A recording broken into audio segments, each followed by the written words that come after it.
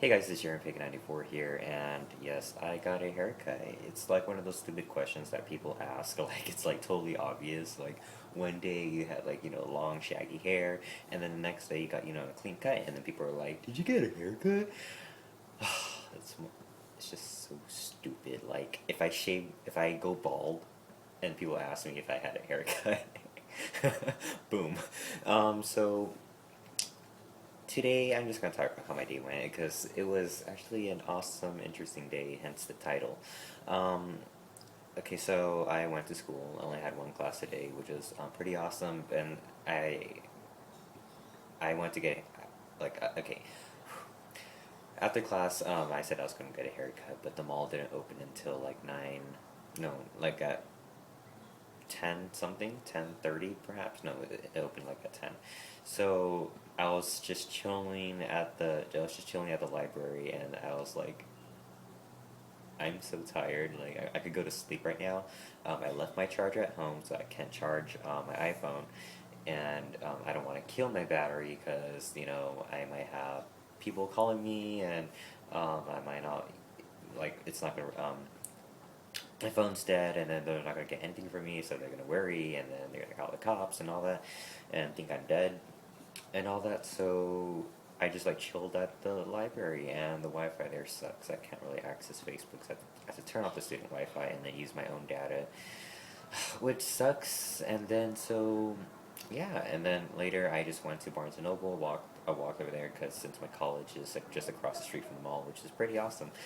And I was just going through the New Age section as usual, and they finally had the Crystal Healer book by Philip something. It's that one white book with crystals around it that Hibiscus Moons I really recommend. And then I was just looking through that, and then there's a book I found called Crystal Basics, and it was like a pretty basic book. And then so there's this Asian woman walked around, she's like looking, and I was like, "Oh, I'm sorry," like because I was kind of like in the way. I was like taking up the whole shelf, and then so I moved aside, and then she looked at the book. She's like, "Oh, you into Queso?" And I was like, "Yeah, I am." And then because I knew like she was a like-minded person, and then we just connected, um, and then okay, how do I explain this? I don't I really want to meet like-minded people, but I tend to separate myself from them because I don't want to talk to strangers, or there's some people in the spiritual metaphysical community who just whose vibes don't really click with me. They may be these socially awkward people, or I remember watching from Angela Spider Tarot about her experience of meeting this guy. His eyeballs were like that, and then he's like, "Oh, you're a Reiki. You practice Reiki too, and all that."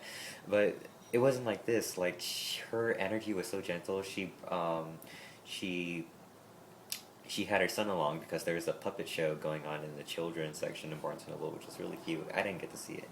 And then she was wearing this moonstone necklace, and then she told me that she just moved here in town 3 months ago, and from LA. And I thought in my head, why would you want to move to Stockton when you lived in LA? Like, LA is a pretty cool place. Maybe she didn't like the smog over the pollution, or she just didn't like the energy, or I don't know what's um, her reason why she moved over here in Stockton.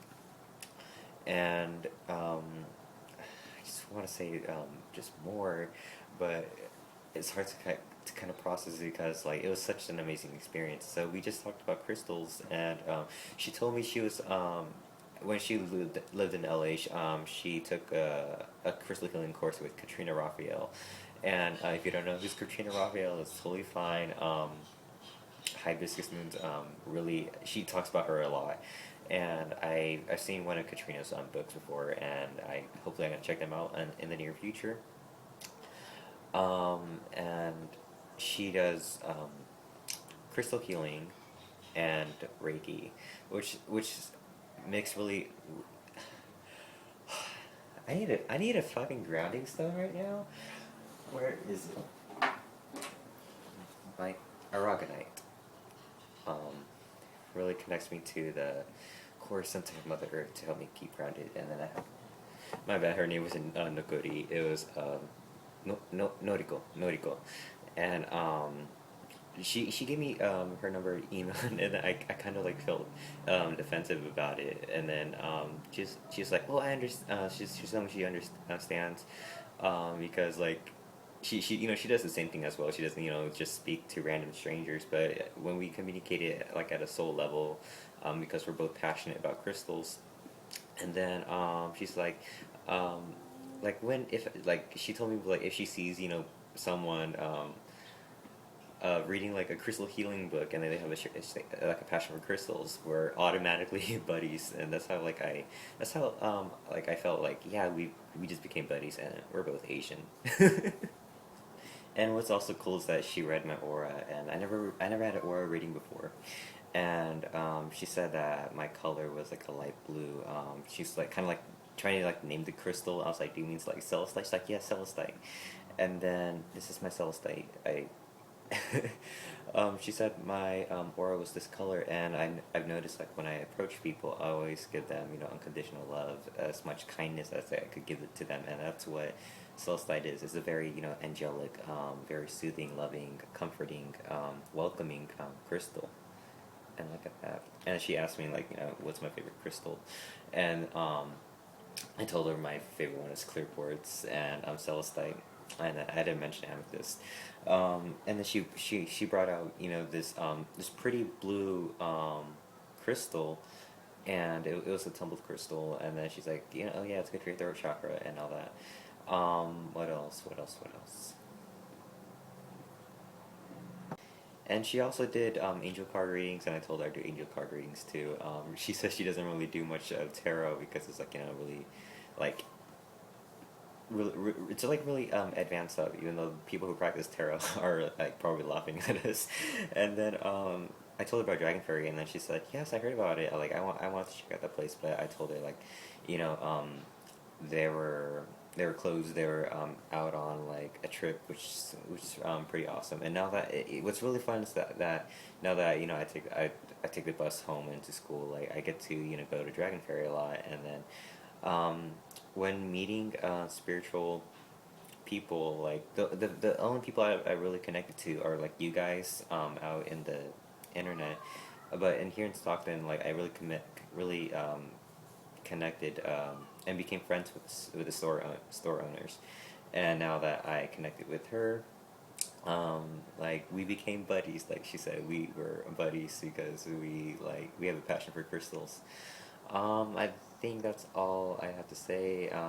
She told me, don't always, follow the books, be creative. Like, the crystal healers didn't, just get all these guidelines.